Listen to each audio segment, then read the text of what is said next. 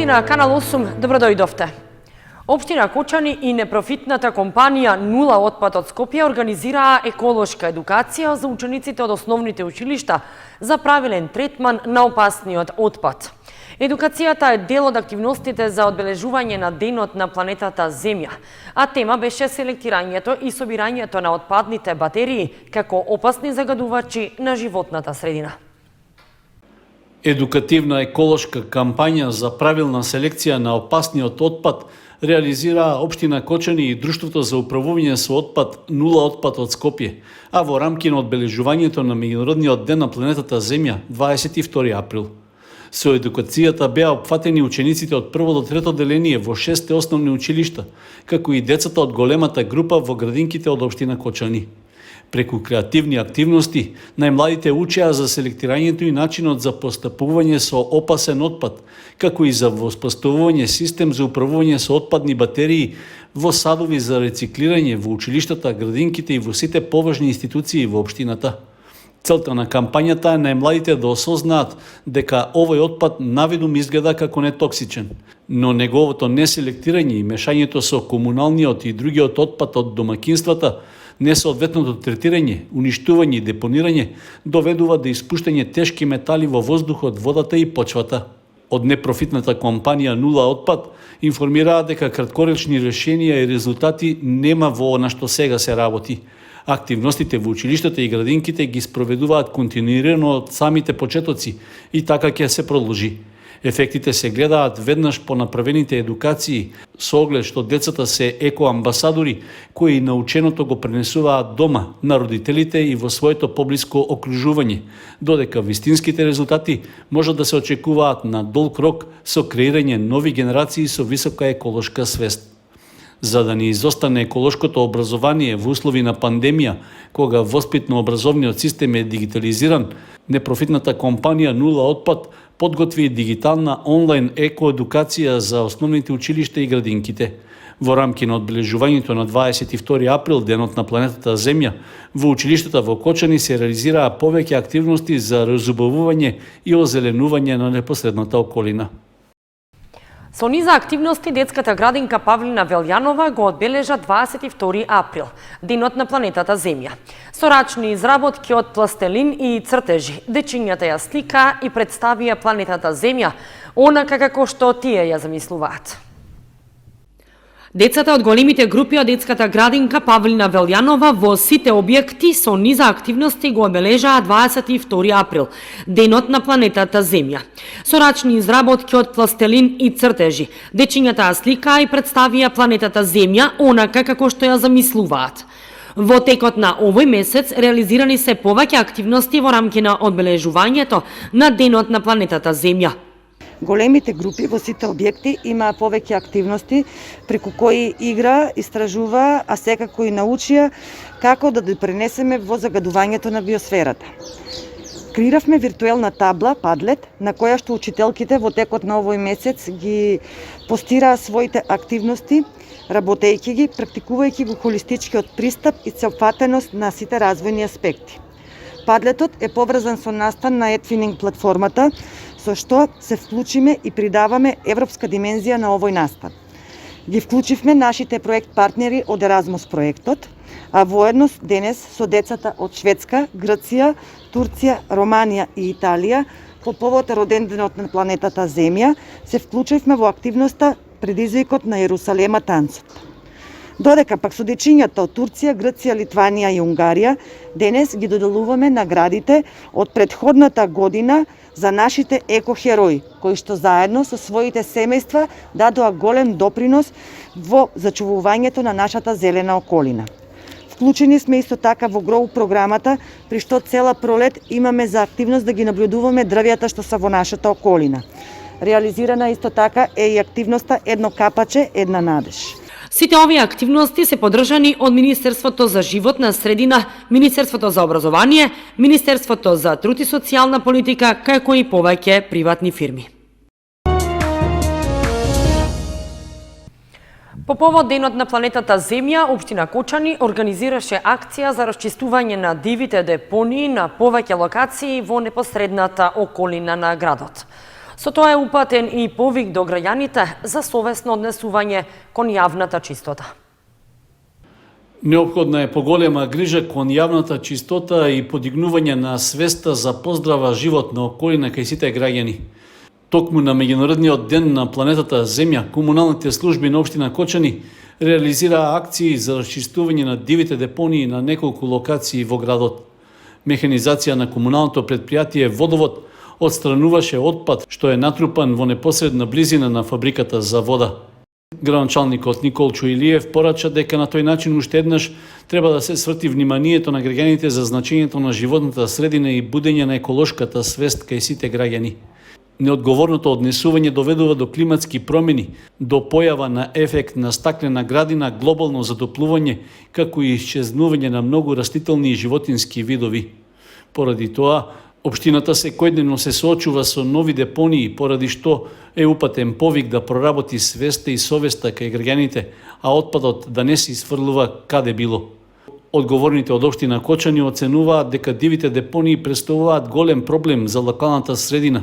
Само со правилна стратегија и имплементација, како и со постојана обука и подигање на свеста на граѓаните за значењето на рециклирањето и селекцијата на отпадот, може да се овозможи понатамошен раст и развој на локалната заедница, а на тој начин да се обезбедат и подобри услови за живење. За да се влијае долгорочно на подобрувањето на квалитетот на воздухот, општина Кочани годинава изведе голема пролетна акција за озеленување на урбаната средина, како и за пошумување на планинските голини. Во рамки на разобувувањето на средината, деновиве со дрвци и цвеќиња се уредуваат и новите кружни текови на улицата Тодосија Паунов. Собствена станица за пречистување на отпадната вода ќе добие фабриката Paper Mill. Во моментот се реализираат активностите од третата фаза за незината изградба, што се очекува да заврши во текот на оваа година.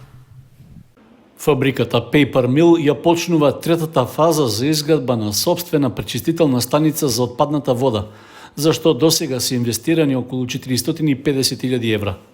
Од менаџментот на компанијата истакнуваат дека за оваа фаза веќе е избран изведувач, компанијата Arc Water Treatment Technologies од Турција. По проектирањето на инсталациите ќе почне и работата на терен. Според изготвениот елаборат, суспендираните материи ќе имаат значително подобрување, односно повеќе од двојно од дозволените граници. Параметрите пак за биохемиска потреба од кислород, БПК-5 и ХПК ќе се подобрат за 3 пати. Генералниот директор на Paper Mill, Јулијан Даскалов, истакнува дека неопходно е да се рестартира процесот за рециклирање и производство на хартија за да се почнат активностите за имплементација на системите за пречистителната станица од третата и последна фаза. Целосното завршување на станицата е планирано во текот на оваа година. Одбележувајќи го светскиот ден на планетата Земја, се потенцира посветеноста кон упредување на процесите и целосна заштита на сите сегменти на природната средина и на заедницата во која работи фабриката. Изградбата на пречистителната станица за вода е почната кон крајот на 2017 година, според елаборат изработен од реномирана консултантска компанија. Истиот е одобрен од Министерството за животна средина и просторно планирање. Од компанијата информираат дека целта е да се постигнат карактеристики на основните параметри на отпадната вода, што ќе бидат значително под дозволените граници и блиски до карактеристиките на водата која влегува во самиот процес. При тоа, за повеќе од 60% ќе се намали и потрошувачката на техничка вода за потребите на производството.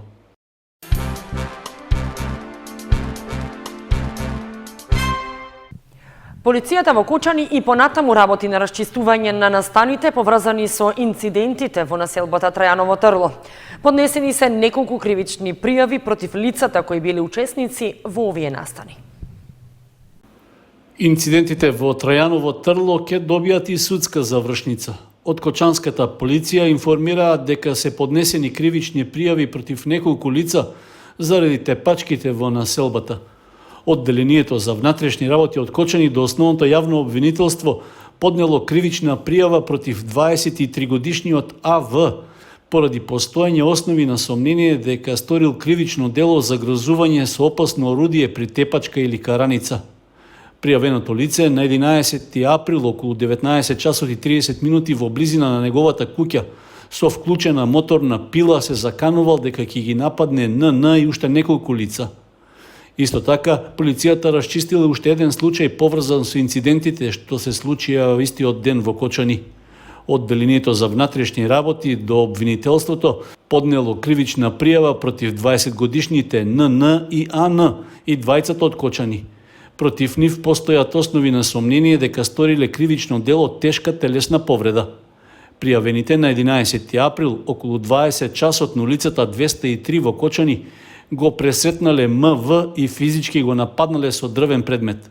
При тоа му наделе тешка телесна повреда, што била констатирана во Општата болница во Кочани. Актуелната состојба со коронавирусот, како и финансиските приходи и трошоци и воопшто проблеми на општина Виница, тема на Зум средбата помеѓу градоначалникот на Виница Ивица Димитров и експерти од Советот на Европа. Одржана Зум средба на делегацијата на Конгресот на локалните власти на општина Виница, односно Советот на Европа со градоначалникот на општина Виница Ивица Димитров и председателот на Советот на општина Виница Тони Велков. На состанокот се разговарало за актуелните теми кои се секојдневие, не само на виничани, туку на сите граѓани во светот. ковид состојбата во општина Виница, финансиските приходи и трошоци, како и финансиските проблеми. Понатаму за надлежностите на општината и дали финансиските ресурси се соодветни или доволни да се одговори на надлежностите. Поединечно се разговарало со доктор Брит Квин, член на тимот експерти на Советот на Европа за локална самоуправа, како и со Харалд Бергман, член на холандската делегација на Конгресот на локалните власти на Советот на Европа и со Жденек Брош, представник на Комората на локалните власти. Течат подготовките за полагање државна матура. Директорите на средните училишта на онлайн средба со министерката Царовска. Договорени деталите околу објавувањето на интерните испити и спроведувањето на матурата со сите протоколи и мерки за заштита од COVID-19. Средните училишта се подготвуваат за полагањето на државната матура. На онлайн средбата со министерката за образование и наука Мила Царовска, директорите, меѓу кои од кочанските училишта, информирале дека постапуваат согласно заедничкото решение на владата и Сојузот на средношколци за спроведување на завршниот испит, соопшти Министерството за образование и наука.